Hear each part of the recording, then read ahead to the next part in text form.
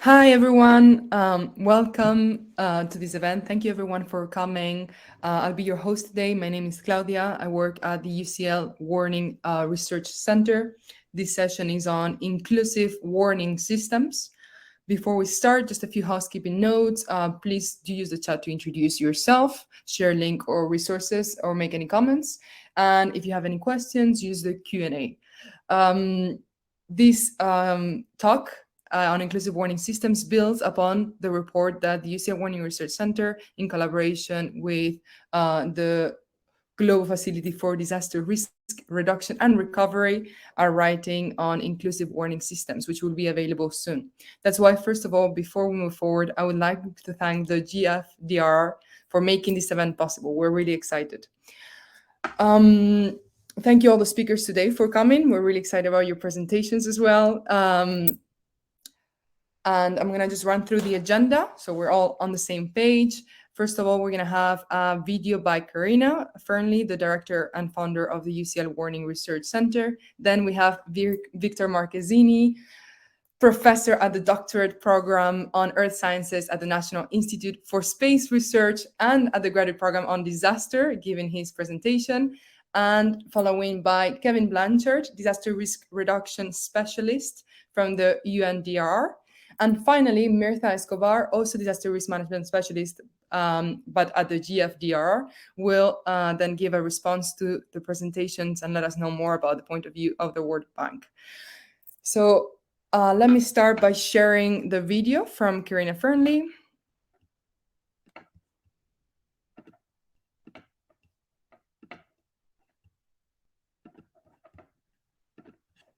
Can you all see my screen?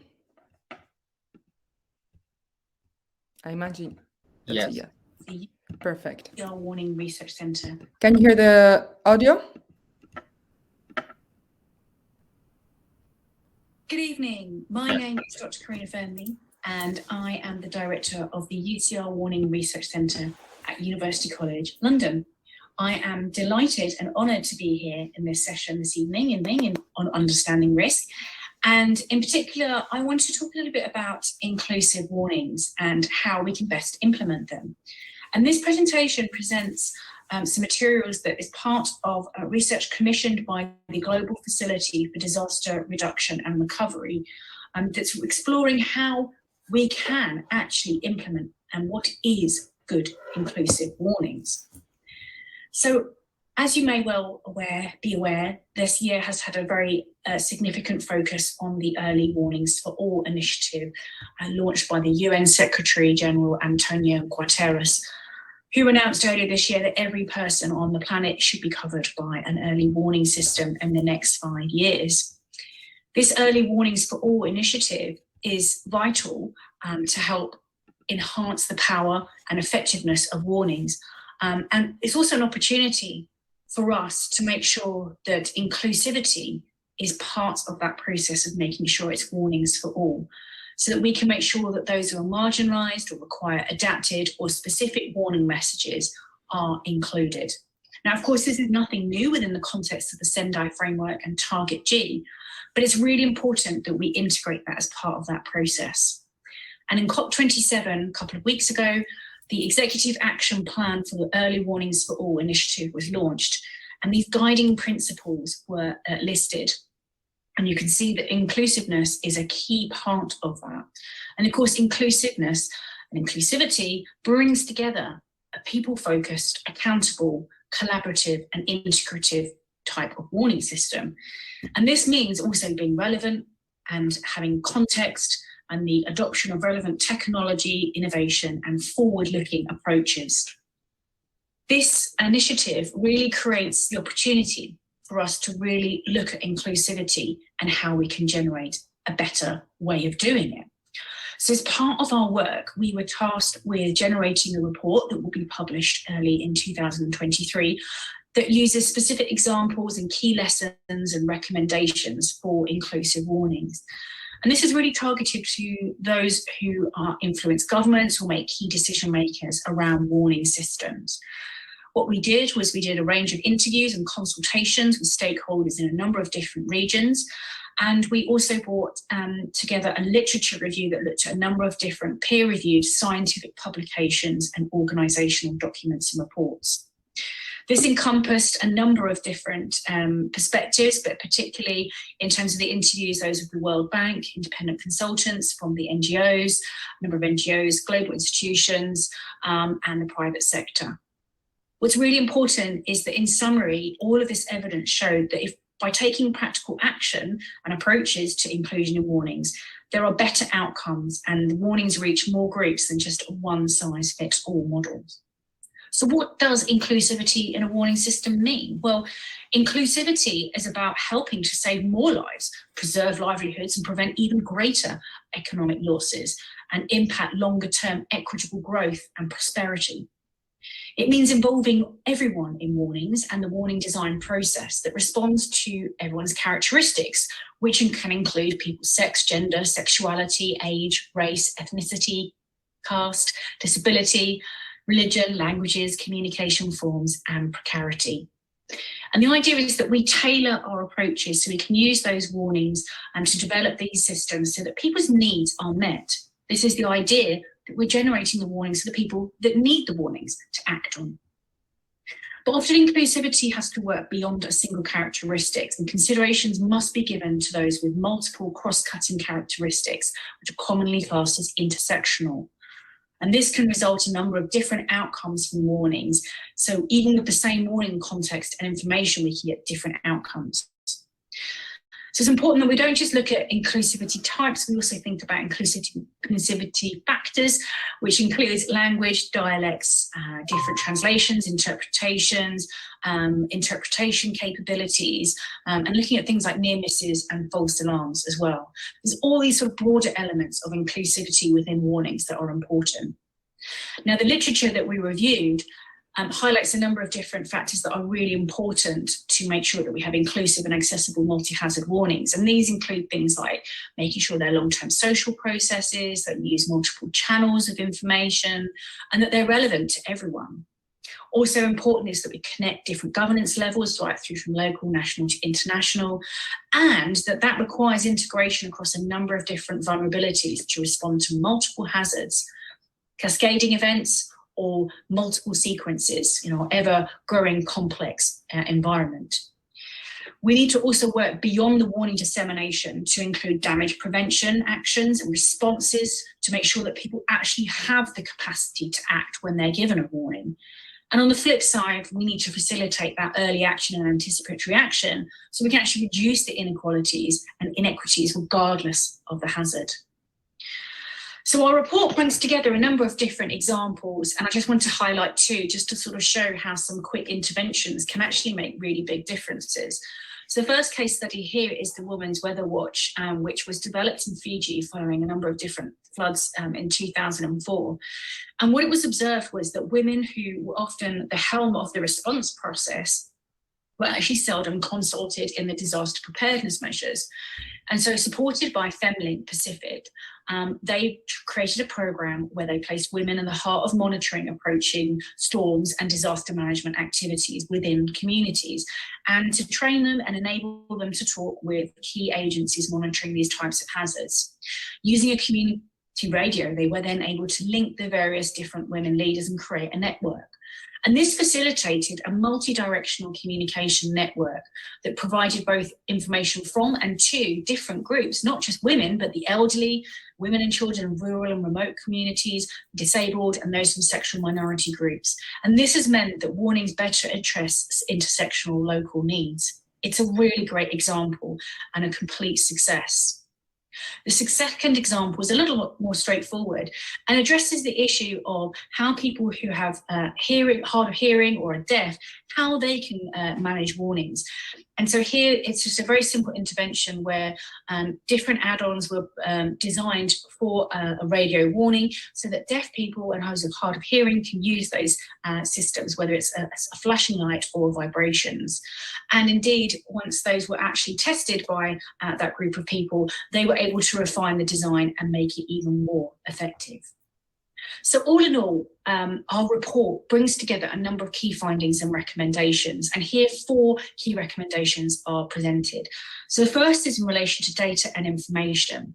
And here the idea is that we need to make sure we have more data on who is excluded and how we can better enhance inclusivity. And this means filling data gaps on the marginalised populations through better data collection, storage and management, using open source platforms and integrating first-person experiences into part of our understanding of inclusivity or being excluded from warnings. Now, this is actually quite difficult in some contexts due to political, ethical and conflict situations, but data is really the key to knowledge, and that knowledge then leads to power and engagement and inclusivity. The second key element is diversity, collaboration and longevity. And this is really about creating long-term strategies that build stakeholder trust and break down these silos, whether they're disciplinary, agency, different types of groups. We need to basically co-produce knowledge and have that interrelationship between local knowledge and right up to government. And so all stakeholders need to work on the design, implementation and monitoring of warnings. The third element is bringing together varied communications. And the idea here is about having multiple, clear, accessible, appropriate communication channels. We need to use many different types of methods, languages, styles to engage with all different needs and requirements. We need to create redundancy in case technology fails, for example.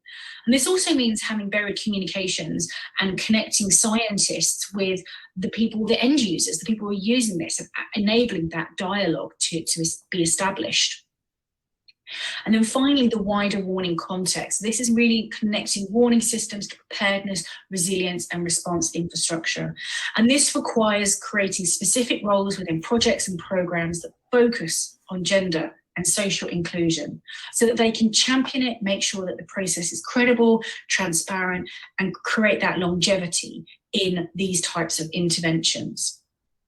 So in summary, we have 3 key takeaway points, which is first, to give everyone a voice to act for warnings. Finance continual engagement processes for people and organisations so they can identify and fulfil their own warning needs without excluding or inhibiting others. Secondly, we want to work together to overcome those silos and collaborate with people, build trust and credibility for those long-term warning processes that can be integrated into our everyday lives and governance practices. And then we need to learn, finally, third, from each other. We need to learn, establish good practices, entry points, and look at comparable data, whilst also recognising there are limitations in safe data collection, being able to replicate studies and scale them up or down. So I hope you'll find the report that we publish next year of value and interest, and we really look forward to hearing your thoughts and comments. Please take a look at our website and our social media, where we provide all sorts of information, live events, recordings of events, and resources in relation to warnings, including our recently launched warnings briefing notes that provide a 2-page overview summary of key different elements of warnings.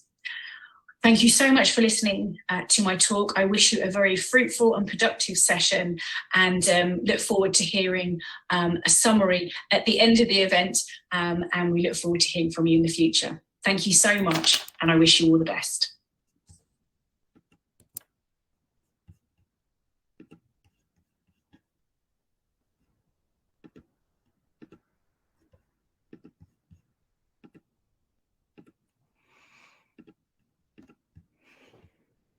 Hi, Karina. I'm not sure if you are with us or not, but thank you so much for that great presentation.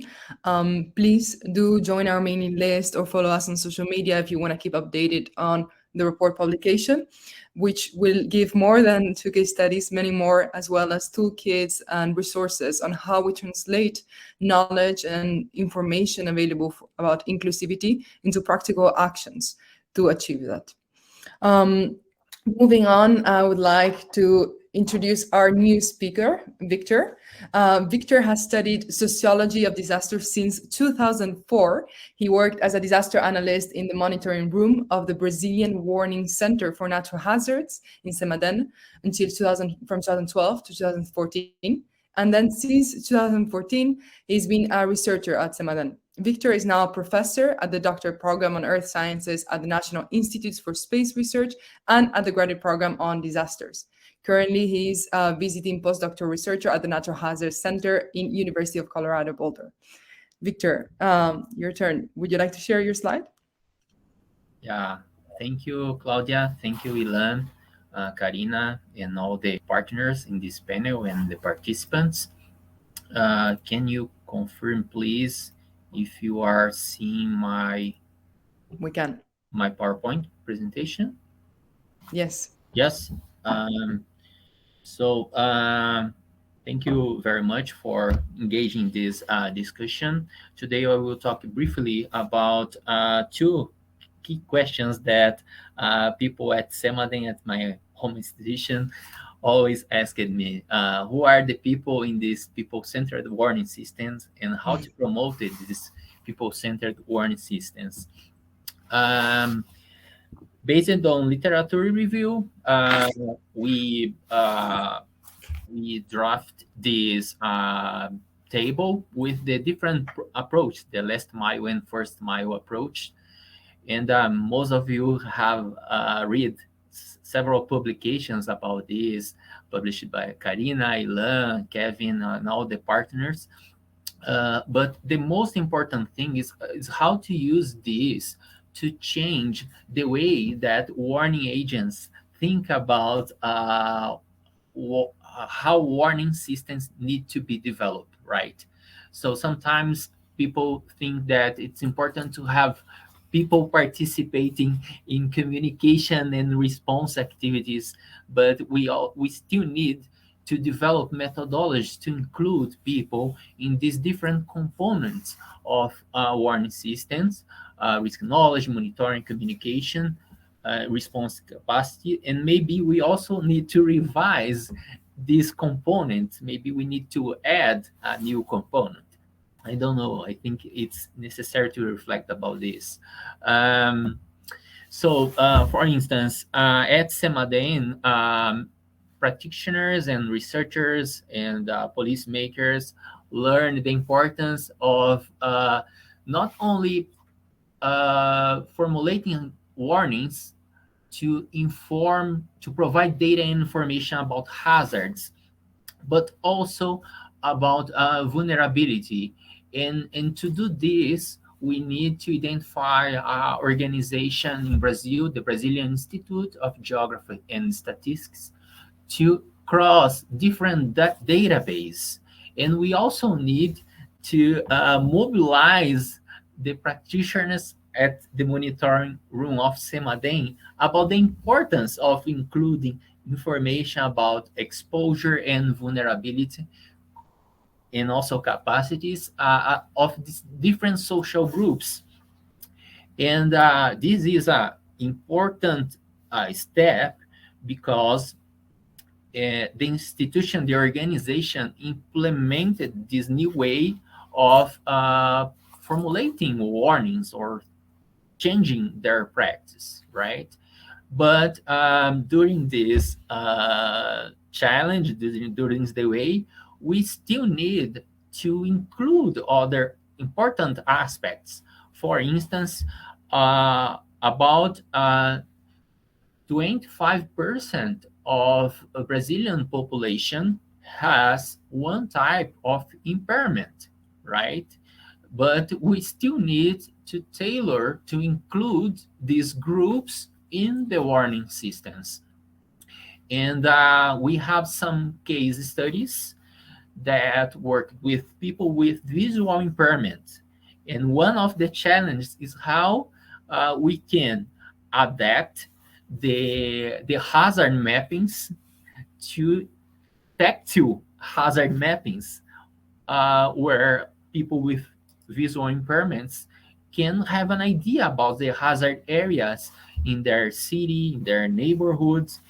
So this is a challenge, right, in terms of including or adapting these maps. And the other challenge is how to include information about people with impairments in these hazard maps.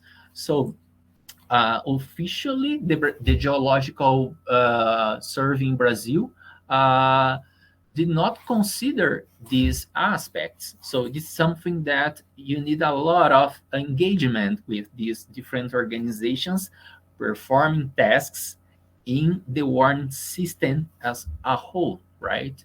Another important challenge, um, how we can include different sectors in the warning system strategy and connected them, because they are suffering disasters, but they don't have any idea how they can find data and information about hazards and vulnerabilities, and how to interpret the information provided in these alerts, right? So we started some pilot projects in cultural heritage sites to formulate some methodologies and to provide capacity building activities with cultural heritage sector, to because we need to scale up these case studies, right? So this is something that we need to improve.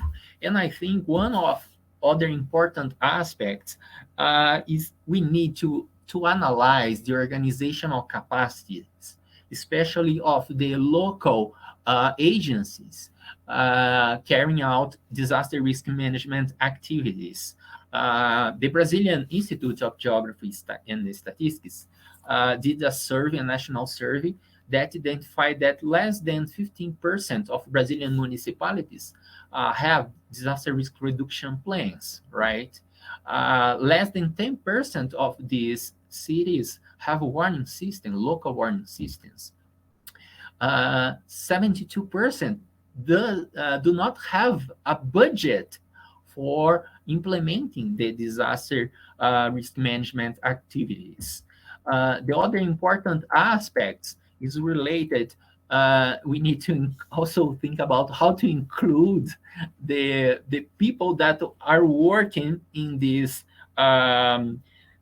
disaster risk management activities, especially to ask if they are becoming professionals, they are starting these professional activities, or the staff are changing after each municipal election. So this high turnover of employees is very important, right? Because if we want to implement this inclusive warning system, we need to provide capacity building activities for this staff each after each municipal election. So it's something.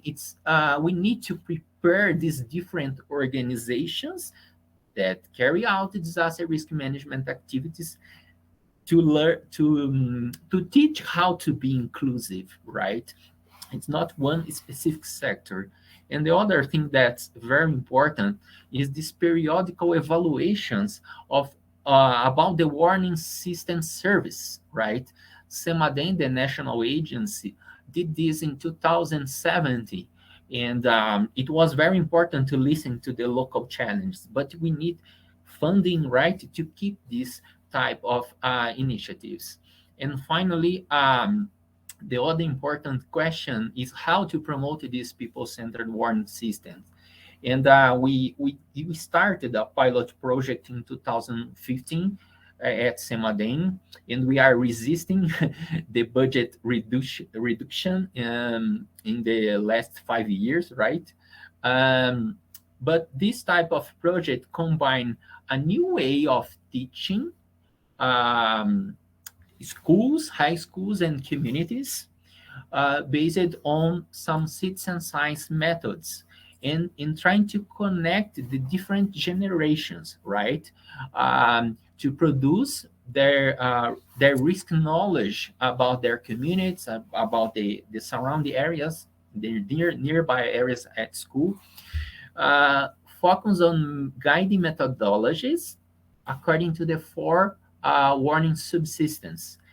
And the idea is to provide this in a website and include more schools, and these schools can share the data and information with their own community, and also provide data from for SEMADEM. In here, there is some recent effort of a partner of the data proofing project that helped us to co-produce this an app called Dados à Prova d'Água, that's waterproofing, that's available in Google Play Store. And this was important because local civil defense need a safe space, a safe tool to exchange information during disasters, because there are several fake news in WhatsApp groups and other apps such as Telegram, right? And this safe space can be very important during these emergencies. And one aspect that we need to take into account for future projects is this app was developed, but the project ended, right? And what are the costs involved in implement and maintain this app at SEMADEM? And SEMADEM needed this information, and the project adapt during their activities to give this idea about the implementation and the cost of implementation of this app, so SEMADEM can keep this output of a project.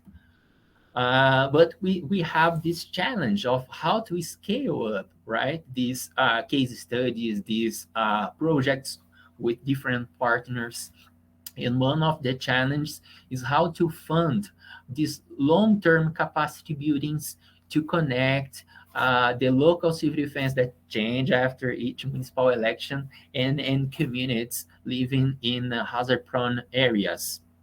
And I think one of the important aspects is that this call for projects in the future, they need to be long-term projects, more than 5 years, I think, combining some component related to how the institution that was part of this project can implement the results of the project. I think this is an important component. So thank you very much for Jordan.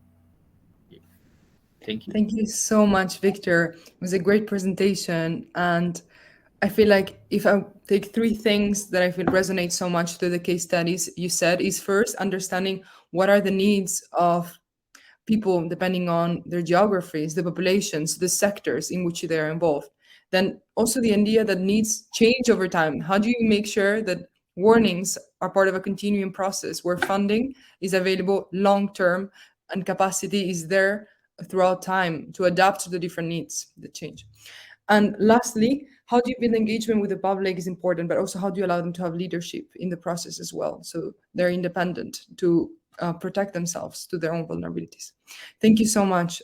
So our next speaker, Kevin, I will be sharing your slides, and from there on you will be talking. Kevin is a disaster risk reduction specialist from the UNDR. Sorry, I wanted to get that very right. It's a nice title. He's an experienced policymaker, trainer, and advocate focused on ensuring the inclusion, visibility, and empowerment of marginalized groups in disaster risk reduction.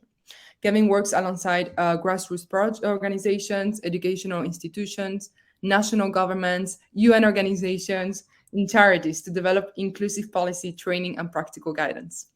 Kevin just recently worked in the UNDR to develop a policy guidance note and training tool on ensuring the inclusion of lesbian, gay, bisexual, transgender, queer, intersex, asexual, and other non-heterosexual and cisgender people in the DR policy and practice. Kevin, thank you for being here. We're delighted to have you. I will now be sharing my screen again. Perfect, thank you. And yes, thank you so much, Claudia. Thank you, Victor. Thank you, Ilan, and thank you to the Centre for inviting me to speak. It's a huge honour to be here. So thank you, everyone. I just probably should clarify before we start and before we kind of get into it. I don't actually work for UNDRR specifically. I'm a freelance consultant who's just done a project with them. But you know, thanks for the great introduction anyway, Claudia. It was much fancier than maybe it should have been. But yeah, so my name's Kevin Blanchard, and today I want to speak to you about LGBTQI+ people within inclusive warnings and disaster risk reduction. And I'm going to be talking through some of the research I've just recently completed, as Claudia mentioned, but also highlight some previous research that really kind of plays into this idea of inclusive early warning systems. So before we begin, I just wanted to run through some of these kind of useful acronyms that I'll be kind of using throughout the discussion. So Claudia already very kindly went through the first one, LGBTQIA+, lesbian, gay, bisexual, transgender, queer, intersex, asexual, and other non-cisgendered and non-heterosexual people. And then we have sexual orientations, gender identities, expressions, and sex characteristics. And then a term some of you may have heard, some of you may not have heard, cisgender, which describes a person whose gender is, or gender identity corresponds to their sex assigned at their birth. I identify as a cis male, so to give you context. And then you have transgender as someone whose gender identity or gender expression does not correspond with that of their sex assigned at birth. And then you also have non-binary people, and non-binary people have gender identities that are not solely consigned to male or female, and they will tend to be outside of the kind of the binary construct of gender. So with those very useful acronyms covered, Claudia, can I have the next slide, please? Thank you. Oh, no, back one. No, back. Thank you. No worries. Sorry. That's okay. So today I want to talk about the importance of including gender and sexual minorities in early warning systems. And much of this is based on research that I've been carrying out over the past couple of years with my organization, DRI Dynamics. And DRI Dynamics is an organization focused at the inclusion of marginalized groups within disaster risk reduction policy and practice. And I'm already thrilled so far that we've already had some excellent presentations from Victor and Karina, and they've already covered a number of the points that I'm going to raise today. So thank you so much for kind of teeing me up like that. It's great, and we've already kind of covered and kind of discussed some of the main themes that I'll be looking at. So within the short presentation that I'll be giving, I want to look at kind of three main themes, as you can see here. So recognize, learning, and building. Next slide, please. Thank you.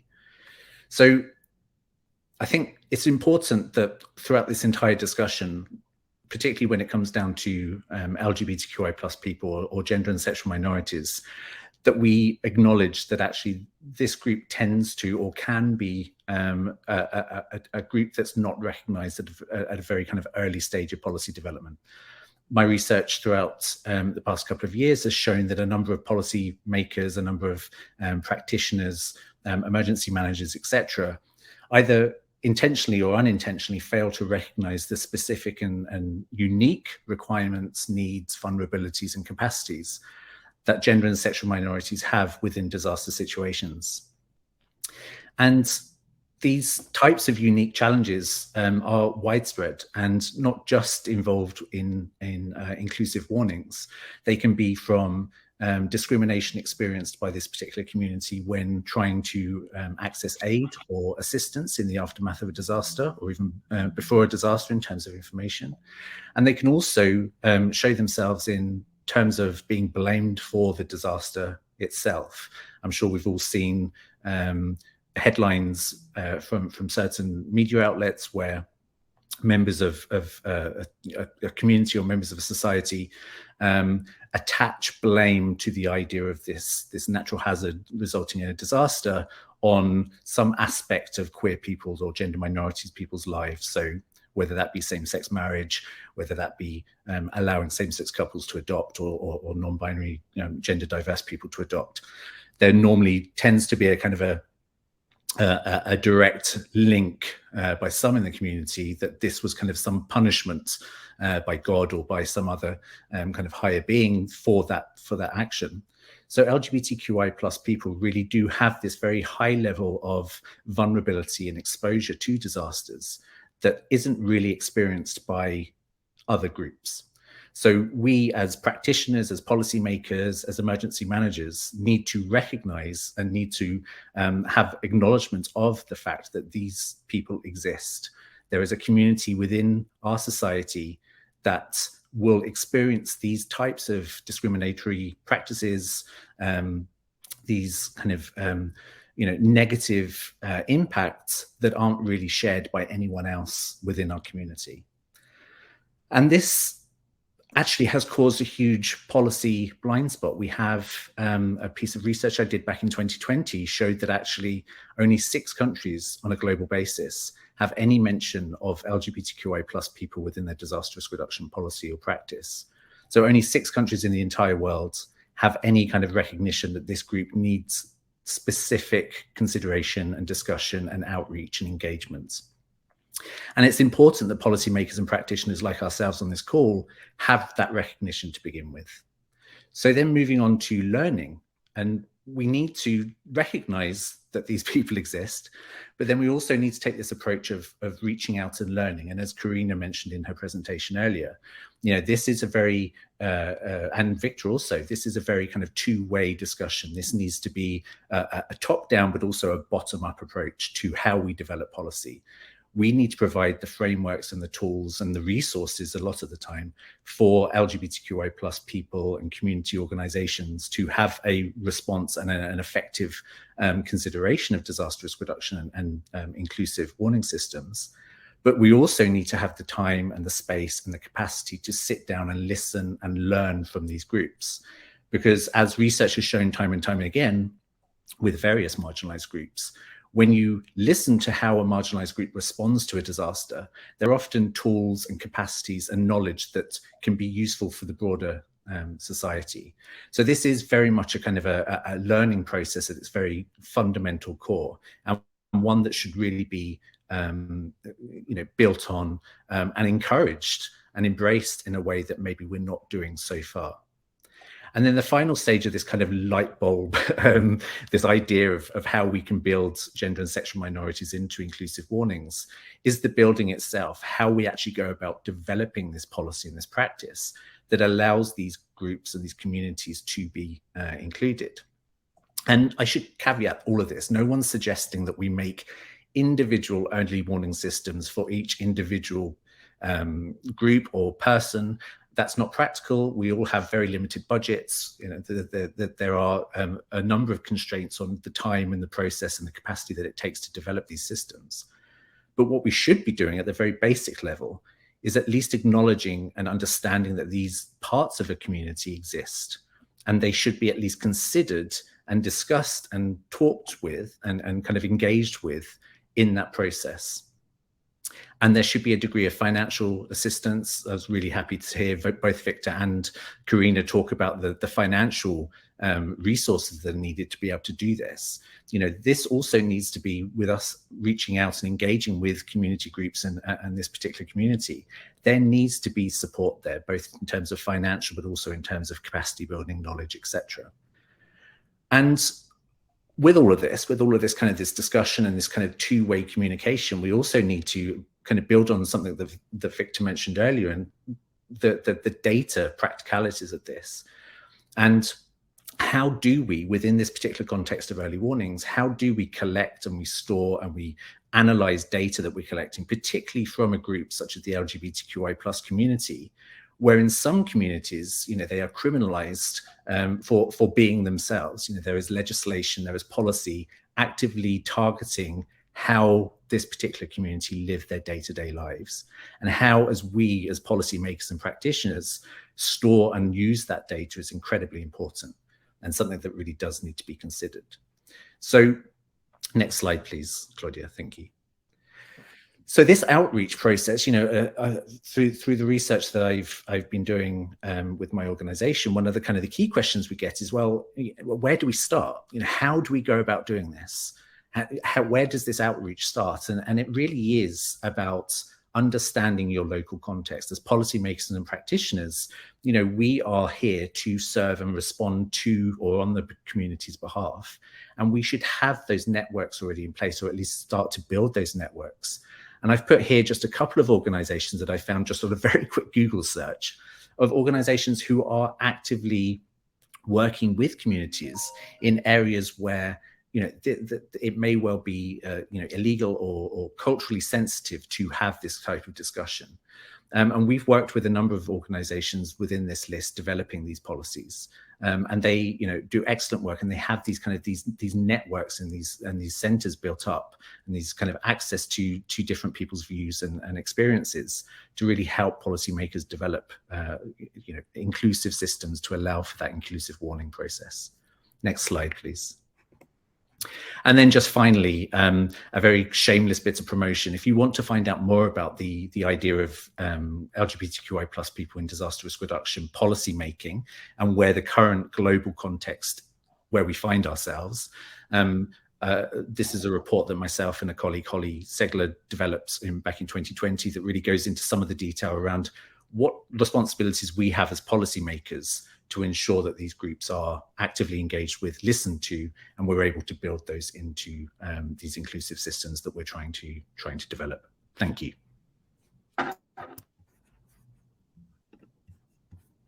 Thank you. Thank you so much, Kevin.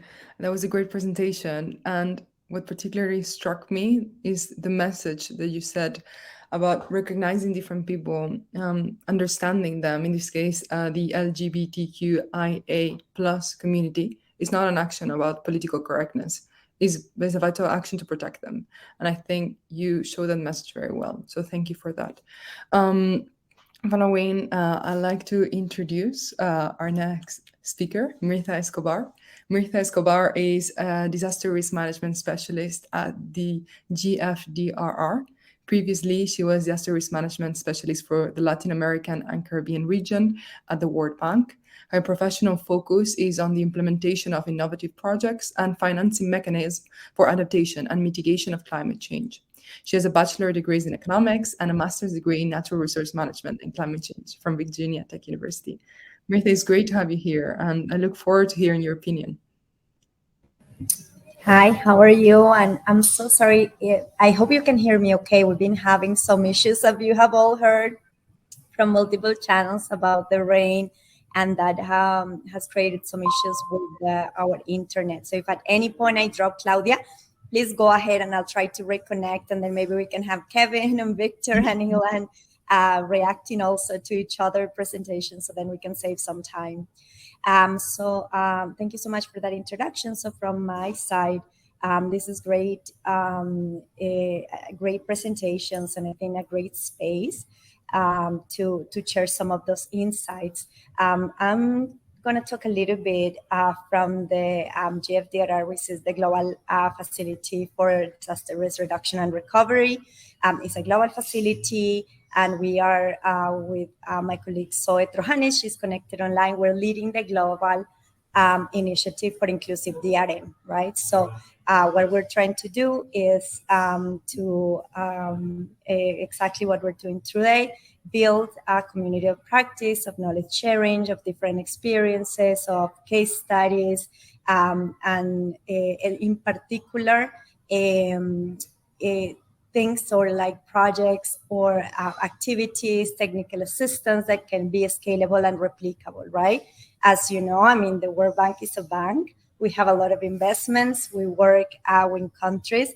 And what Zoe and I are trying to do is like, what are those entry points? And I think a lot of you touch on that. Like, what are those entry points that we can bring so that the investment projects that are working on early warning systems, what we can do so that they have that inclusive aspect incorporated, right? Because the investments are being done, but how to incorporate those different aspects. So we're working, Karina was describing a little bit of those entry points and those areas that we think offer great opportunities, and that's what we're focusing on. One thing that is very important, and that especially for, we're working now in different areas. No, we're seeing a lot of emerging topics, inclusive early warning systems. We're seeing more interest in doing early adaptive social protection.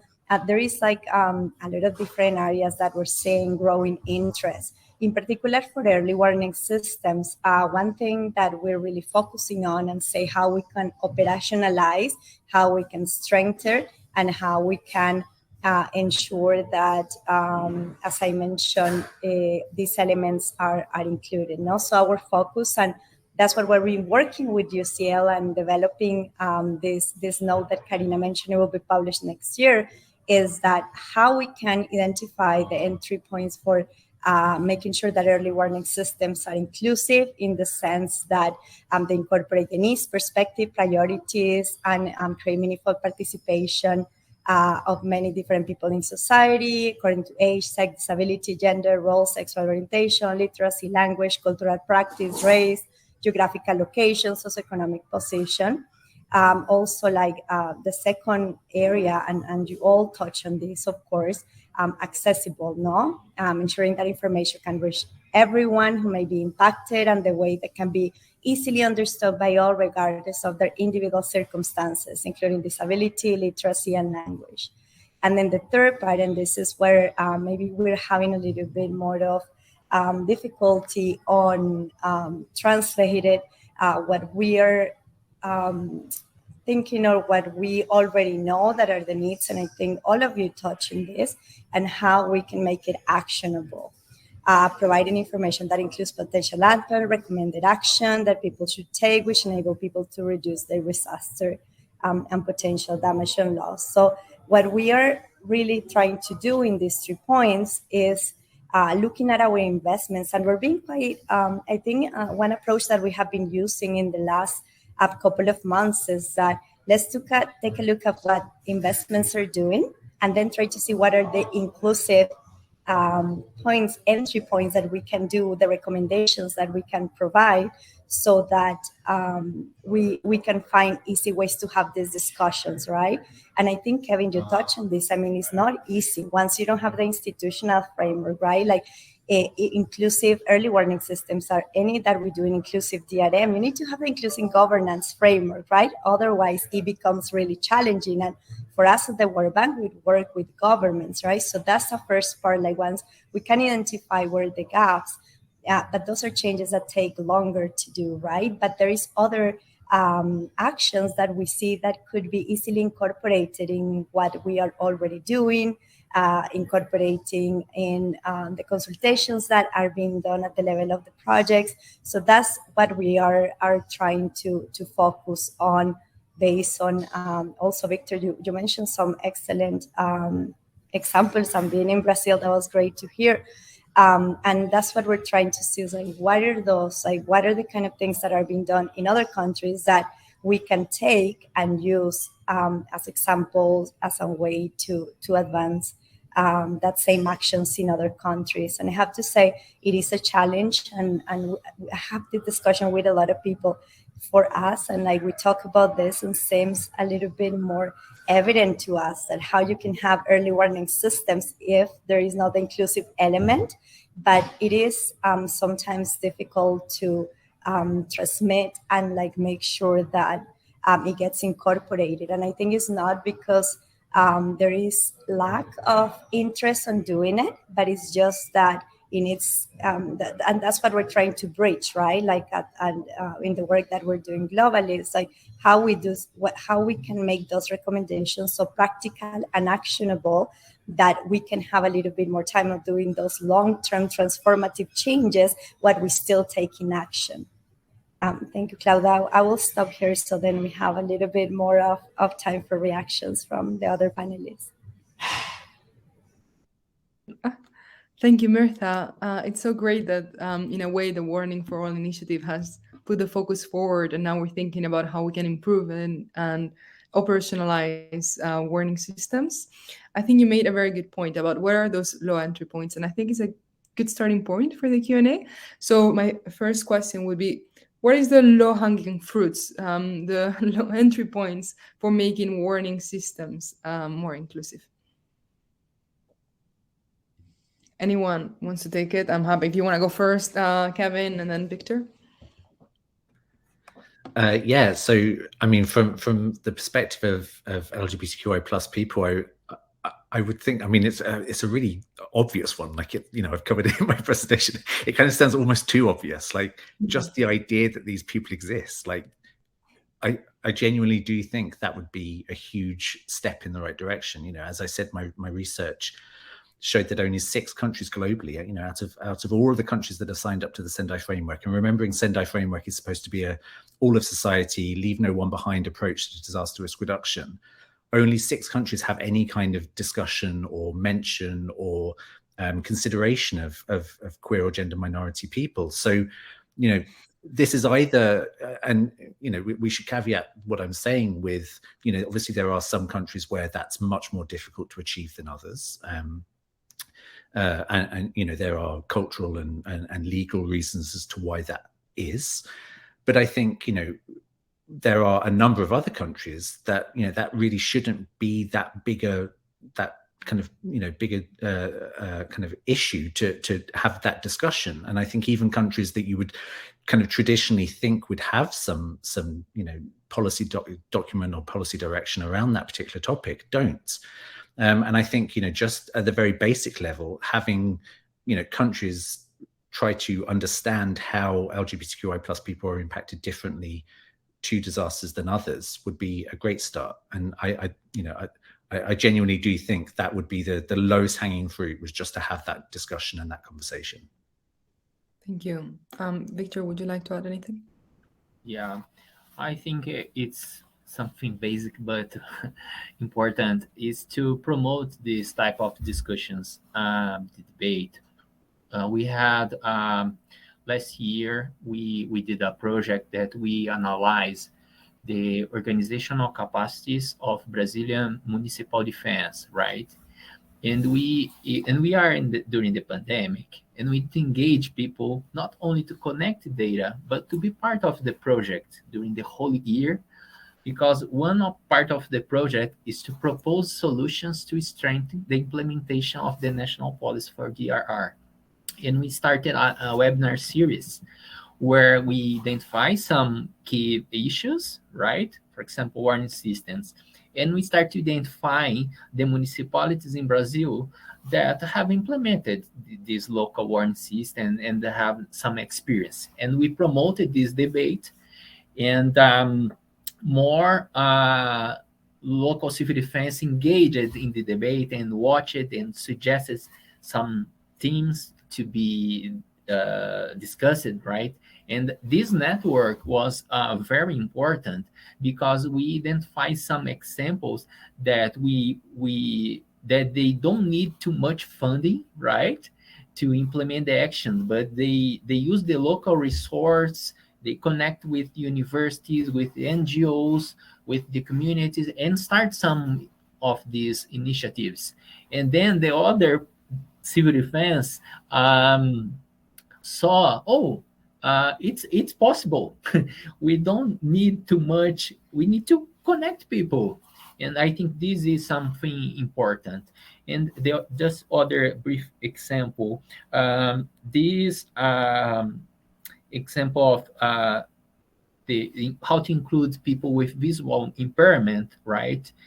It was a PhD dissertation, and Gisele engaged the local civil defense, the NGO, and all these partners organized a local event that had 100 participants, and 6% of them were people with impairments, that they discussed themselves the need to be engaged with other social movements, not only to claim the rights of people with impairments, but also how to connect with the environmental issues, right? So I think this is something important, and we need to visibilize, right, to make these movements of social movements more visible, and connect them with policy making.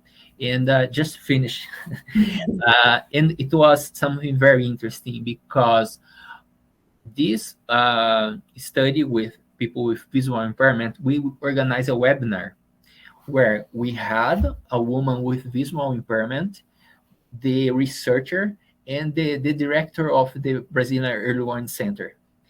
And then he said, it's the first time that I had the chance to listen to someone with impairment. And now I can reflect that the warning agents need many things to do, right, to include the group. So this is something that I think we need to believe, right, that change is possible. I think it's so interesting. I really like your point about, like, in a way, not reinventing the wheel, because there are already like systems that sometimes are in place. It's about including them. Sometimes now when we create a completely different warning system, it can be even detrimental. So it's important that we think about the communities that are already in place and what are the systems and people and how we can make it inclusive. Maybe it's about leveraging a PhD thesis. Maybe it's about looking at the local government. I think that's great. And we have this question on the chat that I think I would like to build upon. The question is, why are LGBT more vulnerable? I think if we expand that a bit more, I don't think it's about them being more or less vulnerable. It's about them having different vulnerabilities than maybe the common person. So can we think of, how do we think about people and their different vulnerabilities for LGBTQ, but also for any other community who has like different impairments or, you know, different needs? Kevin, do you want to take this first? Then Bertha. Yeah, sure. I mean, you're absolutely right, Claudia. It's not that they're more vulnerable, this particular community, it's that they, LGBTQI plus people have different vulnerabilities that we need to consider within these kind of processes of developing inclusive systems. I think it's a really interesting question. Vulnerability is kind of the core to our work, isn't it? As DRR practitioners or policymakers or researchers, whatever it is that we're doing within this sector, I think understanding how someone is vulnerable, has capacity, is exposed, etc., is really a kind of core component to what we do. So I think in terms of it really does come down, for me anyway, and through the research that I've done, it's really about communication. It's about because I won't understand how someone else is vulnerable. I won't understand how another group is vulnerable. I'm a cis white male. Like I really don't have an idea of how other marginalized groups are vulnerable. So really, it is very much this idea of engagement, of kind of reaching out and engaging, as Victor's just been talking about. Having these conversations where actually policymakers do sit down and they're able to ask the questions and actually understand specific vulnerabilities and capacities, and then build those into whatever policy it is that they're developing, or the practitioners. And I really do think it is as simple as that. Like it's really all about communication for me. The better the communication between these groups and between policymakers and kind of the entire system, the better policy we're going to have. Like the more inclusive response and warning system we're going to have, it really does feel that simple, even though obviously I appreciate getting to that point isn't simple at all. And we've clearly been doing this for decades and we're nowhere near that point. But for me, it seems like that's a big step. It's really interesting. Do you think, Mirtha, you can build a bit upon that point and talk, if you had to look at a population or like different population groups and understand the different vulnerabilities and needs, how would you, are there particular ways you would go about it? Like what type of methods could you use, or what are approaches that are already in place in the World Bank, for example, to have that analysis? I mean, like I'm not an expert, like as Kevin explained it, I think very well, but I think from the perspective of the World Bank, our view, like women and gender minorities, they're not equally and uniformly vulnerable, right? That's what we've been focusing a lot, and this is across the board and everything we do with inclusive DRM on the intersectional perspective, no? Understanding the multiple certain marginalized identities, the vulnerability, how that increased overall vulnerability, and basically information. I mean, like the thing that we have been doing, and again, this is across the board, is that we don't have enough information sometimes to make decisions, right? And that is what Kevin was saying, like differentiated vulnerabilities. It makes it so complicated because sometimes we don't even have information, basic information for baseline, right? So even when we're trying, the World Bank, we have results framework, and we're always trying to build on that, but sometimes we don't even have the starting point. So I think one thing that we've been promoting and that we actively do in all the technical assistance that we do is, for example, the gender assessments or inclusion assessments or anything that we can do in terms of disability to have access to information, and then that way influence the design, right? Because when we do investment projects, or we have really the little bit of the leverage is how we can influence the design of the interventions, right? So I don't think, it's very difficult, Claudia, in terms of like, if there is a methodology, is there anything that we can do? I think it's like what Victor was saying, proactively promoting the incorporation of those, in where you can influence, which it could be a sign, it could be a consultations, it could be the engagement, it could be a representation, right? Because it matters. And my colleague Zoe, who I work closely on this, she was telling me, remember that this is a development issue, right? For us, we see early warning system is an entry point as well.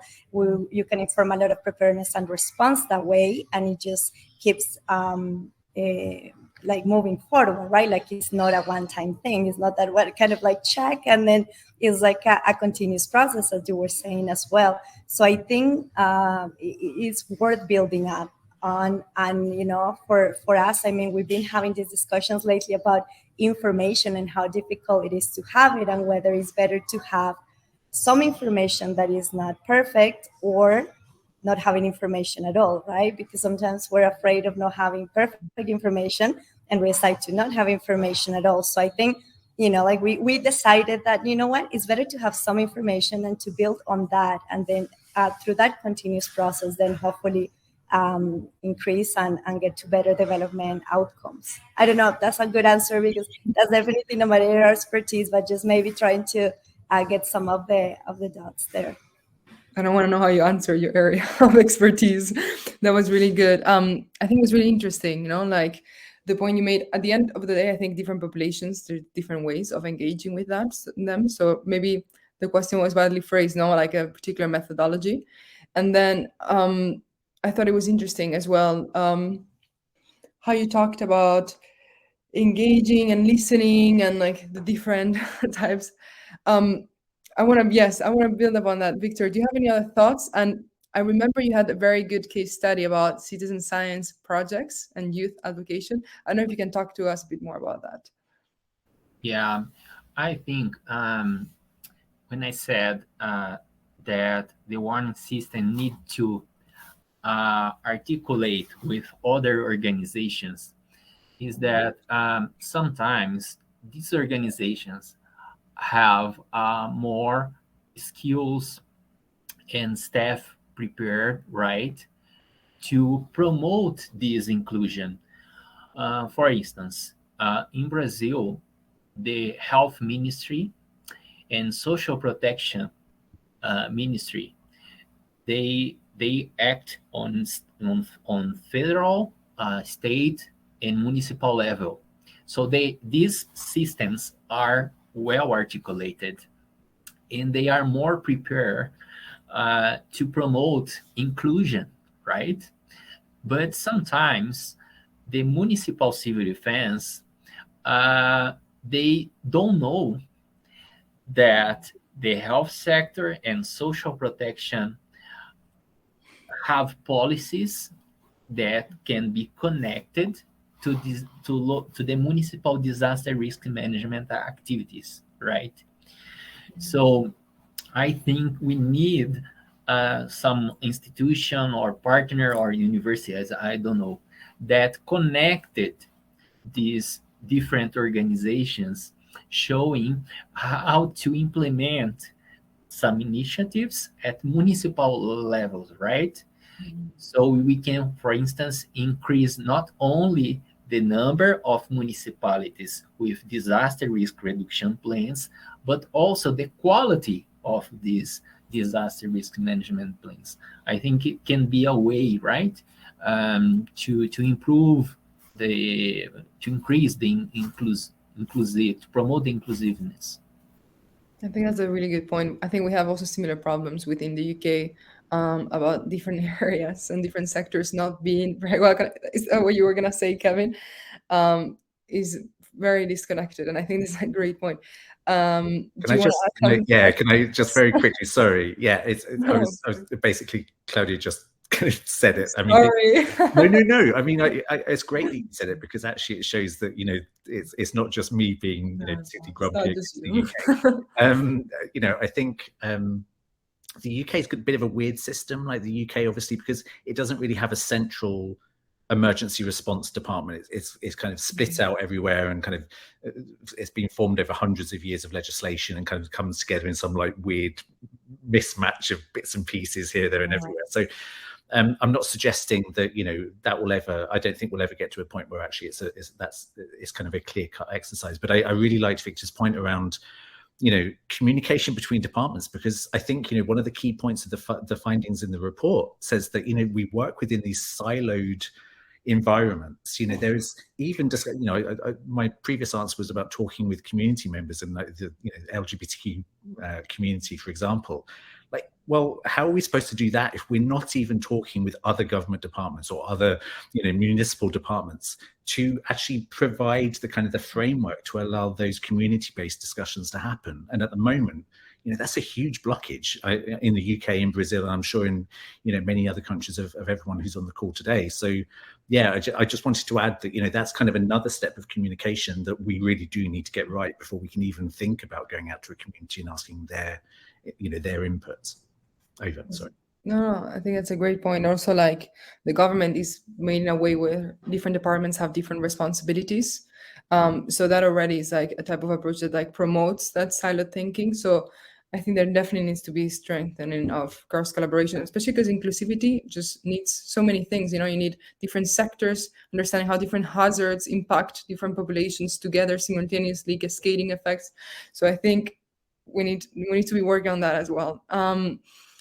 I think we don't have that many more questions, but one point that like I've been asked quite a lot every time I talk about inclusivity is, what is the difference between like also like co-production and participatory approaches? So engagement versus letting them build their own systems. What are the benefits and what are the limitations or issues? I don't know if any of you has any thoughts about this. Of course, like just come forward. I don't know who wants to jump. If not, I'll have to designate someone. But yeah. Do you want to add something, Victor? I see you reflecting. Yeah, I remember one example. It was about the views from the frontline methods, right? I think, I don't remember exactly the community, the country, but this community received a lot of researchers, right, applying questionnaires. But the views frontline had open questions, right? And it seems that the community replied, it's the first time that you listen to us, right? Because you gave the chance of us to talk about our problems and not this. And I think this can be one example, because sometimes even the participatory approaches are following a definition of participation that not represent what the communities want. And in the co-production, you gave the opportunity of the community to participate, for example, identifying the research questions or the issues that matter for them. And and I think you spend more time, right, with this connection, not only to connect the data, right, but this a type of long-term collaboration that you keep the conversation during the whole project, or you can help the community, right, to use the research findings to make an advocacy with the local government to change the reality. And I think sometimes we need other rules, right, in this call for projects. So many times the outputs is more too much related to scientific publications and less to change, right? To something that can help the communities to change their realities. And yeah, and I think one way, right, to promote these changes is how to prepare people not to collect the data, to analyze the data, but also to use the data for advocacy issues. And we had some examples in Brazil of NGOs that develop apps and collect data about COVID case in slums, right? And these data were not being reported in the official database, and they have media attraction, right? That help to disseminate the conditions that the slums were facing. So I think, yeah, I think there are many interesting examples that our panelists can give. I think it was really good as well how you said, in a way, the difference between engagement and co-production is when you're doing engagement, there may be already assumptions that you're building into how you engage with those communities, the questions you ask, so you're already narrowing it down. And co-production is about letting themselves build that foundation for engagement. So I thought that was really interesting. And, I think all of you, in a way, like one point that has resonated is creating warning systems is not only about like alerting the population before, but it's about feeding the knowledge and information that we're learning through those warnings and the different risks and the different vulnerabilities to policies and anticipation and ensuring that those disasters and risks don't happen. So my next question is how do we connect all these aspects? How do we go from moving on to entry points? We have our warning system, it's been established. How do you feed that information into policy, into cross collaboration, into early on like addressing those risks? It's a big question, but we might as well ask them. Do you want to add something, Kevin? I mean, it's the $1 million question, isn't it? Like, if I knew the answer to that, I'd be a very rich man. I would be said selling add my, something to it. yeah, exactly. Whatever you want to add to that. I honestly don't know. Like, and this is the thing. Like, and it kind of links into kind of the answer Victor just gave. Like, at the moment, to me anyway, and this kind of ties in with some other work that's kind of not really related to inclusive warnings, but it feels that at the moment this idea of kind of implementation of kind of driving forward policies is and again, this is just my opinion, this isn't based on any kind of work I've done for clients or anything. For me, it feels a very Western kind of global North idea of how things should happen. Like it's this very kind of Western centric way of working. And through kind of various papers and stuff that I've read over the years, it feels like there's a big disconnect there between the practicality of developing this policy. Like from a UK government, I used to work for the British government. We had a very clear way of how we develop policy. Like it was it's kind of this laid out, systematic, kind of formulaic process. But then we're effectively, through the Foreign and Commonwealth Development Office, we're then going to these other countries and saying, well, actually, to get funding, you kind of need to do things this way, blah, blah, blah. We're kind of forcing this idea and forcing this notion. I mean, the British are very good at doing that anyway. We've been doing it for hundreds of years. But there's this disconnect between the policy as it stands and how that's implemented that currently I don't think is working. I don't have the answer to that. I don't really kind of have the capacity to kind of wrap my head around how we would even start to change that. But from a very fundamental level, it feels like it's not working how we're doing it at the moment. It's not really an answer to your question. That was just me. It's like verbal diarrhea basically at the moment. No, I think it's good. I think it's about a two-way process as well.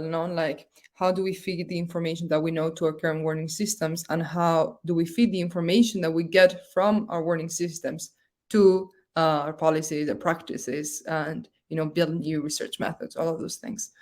I think that was really interesting. Do you want to add something on that, Mirtha? I mean, the World Bank connects so many different things, organizations, funding, governance levels, warning systems. How do you work with so many things in the sense of inclusivity and connecting across those different areas.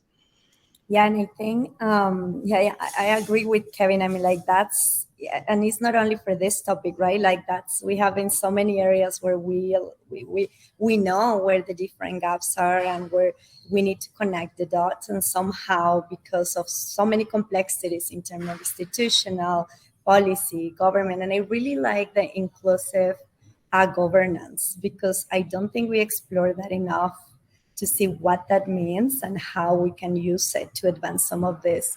I just wanted to add that now, that's the added value of a global facility like GFDRR.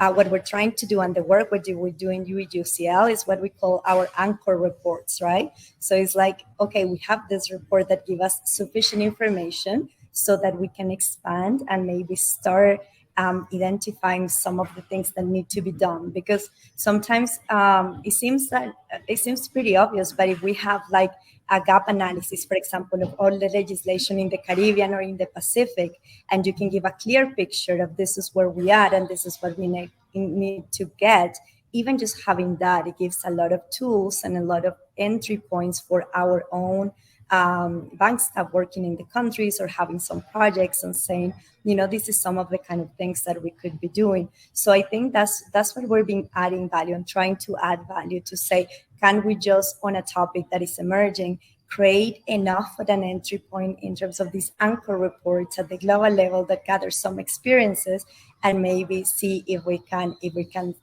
start changing something that way.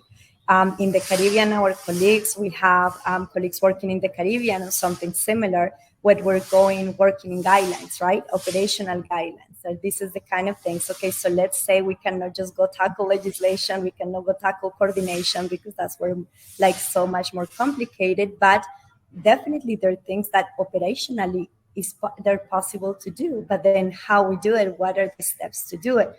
So I think I think for me it's a combination. I think that having a vision and trying to get from A to B doesn't exclude you to go to 8.1, 8.2, 8.3. You're still making it there, but step by step. And then I think that you need to recognize as well. I think Zoe and I have been very conscious of that, and we were doing a review of the Pacific. And just to say, countries are doing a lot. I mean, it's not that nothing is being done. Like, countries are doing a lot, but sometimes the issues, the policies there, and Kevin was saying, but how you operationalize it. So I think it's important for organizations like the World Bank also to recognize that a lot has been covered, a lot has been done.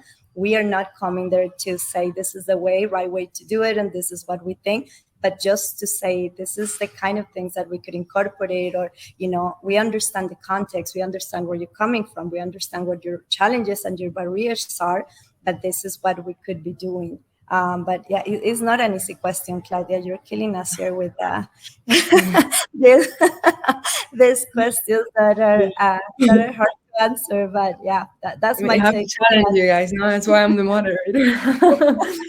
But I think it's a good point. No? It's very different knowing what is needed and knowing what to do about it. Basically, it's two very different things. There's this question in the chat that I think would be very good for you, Victor, because you touched on a lot of different populations and the different needs. And what is your experience on how to succeed on early warning systems that is not only inclusive, but also recognized and has an intersectional approach? So how do you account for people who have different needs altogether in warnings? That's a much easier question than the one I was asking before. Lucky you, because... It's for Kevin or for me? For Victor. Yeah, I think there are some challenges. First, the concept of intersectionality. I think people at civil defense and all working at disaster risk management, and also scientists working on warning research, many of them do not know what does this mean, right? Yeah. And so I think one basic step is to disseminate the concept. The other is to have data, right? To use this in research and to show to people the importance of take this into account. For instance, we based on the news, right, on the media, we know in Brazil, we know that people of color are living in landslide prone area, and this is connected with income. And we also know that during the period of the day, right, depending on the period of the day, the houses are densely occupied or not. And so I think it's important to think about these different dimensions and how you need to plan, right? How to, for example, how you include these scenarios and contingency planning for those organizations that need, right, to prepare and to respond to these emergencies. And I think we need this in the warning systems, because in the disaster response, we need to be prepared, right? We need temporary shelters that take this into account. So we need to estimate, for instance, the number of people according to groups that are in that hazard prone area. So I think, I don't know if I respond well, right, the question, but you need this information about intersectionality during your disaster response, right? So, and you should need this before to plan your actions, and you need researchers or warning agencies to provide this information that can be used in contingency planning, for instance. So I think one important step is how to mobilize research community, especially in Brazil, to develop this type of research. Just to finish, when I started working at Semadem, people used to ask me, "What's a sociologist doing here?"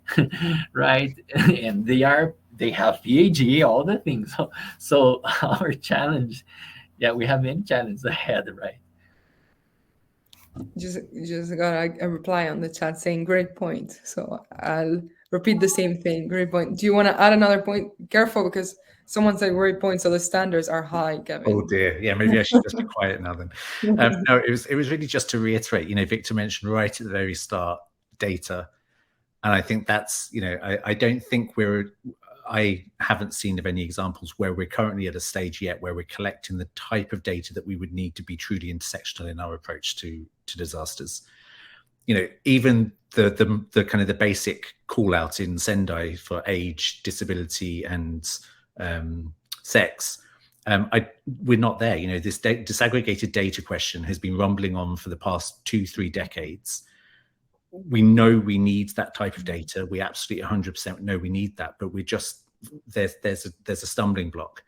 And for us to be truly intersectional, we need to go way beyond those 3 categories. We need to understand, kind of much more kind of nuanced information, but then, with that kind of that call for extra data and that call for more detailed data, you start to kind of go into these kind of ethical considerations about how do we store this data, how do we use this data, is this data sensitive in a way that's detrimental to civil liberties, to people's rights, etc. So particularly in the case of people who are criminalized for who they love or who they're attracted to, etc. So these are big questions, but I don't think we're anywhere near ready to start kind of truly developing intersectional data. It would be amazing if we are, but I personally just don't think we are. We're not there at the moment. I think it's really interesting. Maybe not like about building the platform, electronic platform, but I do think, hearing different perspectives is important also because of the unintended consequences of like actions. You may think like the best way to address particular vulnerabilities through this type of warning system, but that could have huge consequences for other types of vulnerabilities. If you're like, if your rescue plans are like to put different communities together, that might create conflict if you're in an area. So building from that, we have one last question that I'm going to take, which is, I would like to know key actions or experiences in building or sustaining inclusive early warning systems in fragile and conflict contexts. I think that point about continuity that we've talked about before in the conversation would be really interesting to hear your take. Do you want to come forward, Mirtha, and tell us first about your perspective on this? Yeah, I mean, like I think one thing that it was super interesting in Haiti, in the context of Haiti, that our colleagues started working there after the earthquake, and they do the behavioral analysis with our colleagues from the economic department at the bank. And the results, I mean, they're published, and I'll share them in the chats, are super interesting in terms of and I think I was touching to what Victor was saying. It's like, what the perception, and when do you ask those open questions, and when you really go to, and behavioral economics are super interesting, and I think they're becoming even more relevant to formulate policy and to influence the design of early warning systems, for example. So I think in a fragile and conflict context, I mean, the challenge for doing anything DRM is great. No, I mean, there is so many competing priorities, and it's really hard to integrate. But I think like using these approaches, right, like understanding and saying, okay, if there are any tools that we can use that can help us formulate or that can help us understand what could work in this particular environment, I think that's what it needs to happen. Another thing, I mean, like, we've been working with our colleagues working in FCV, and it's really, really difficult because there is not two similar contexts. I mean, people talk about FCV as if there are homogeneous groups where you can just kind of think through a way of doing things and can be easily replicated. It's one of those areas like the FCV DRM nexus where it's really hard that you find an approach that you can say, yes, this is scalable and replicable in all FCV, because the circumstances are so particular and so different in each one. But I do think one thing that we have found when we look at the cases, what it has been done is that they face similar challenges, right? So it's focusing on what are the type of challenges that are different, or what are the kind of things that we need to be doing different in FCV environments, right?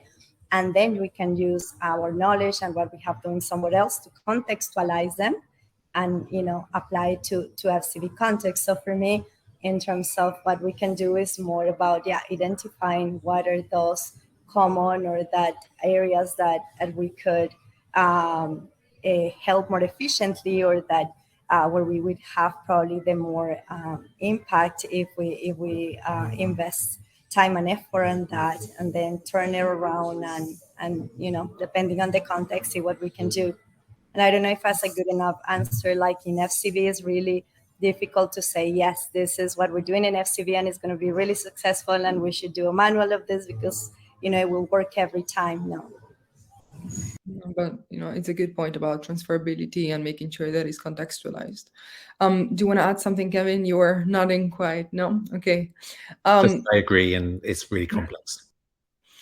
So I would like to, you know, end this Q&A. Thank you all for coming. I think, you know, for all the people who are listening to us, if you're an organization or someone who wants to be, you know, pushing for that inclusivity, from what I've learned from our amazing speakers is, first, look at which stage you are at. Are you in the stage where you need to be looking at what are the needs of the population? Do you need to have more engagement? Do you need to have co-production to understand better their needs? Do you already know certain aspects and you want to move to the second stage about recognizing them and including them in warning systems? Or are you in the stage about how do we take the information that we already have from the warning systems in place and build back that into policy or anticipatory action? So thank you all so much for coming. I want to say as well that the inclusive warnings, the report talks about all of these different points, all of these different communities that have different needs, case studies, toolkits, and different actions that can be taken. So do look in social media if you want, or in our website, and you'll get to know when it is actually published. Thank you for coming, and buona notte here, bon dia there, and obrigada to everyone. Bye. Thank you so much. Thank you so much. Bye, everyone. Bye-bye. Obrigado.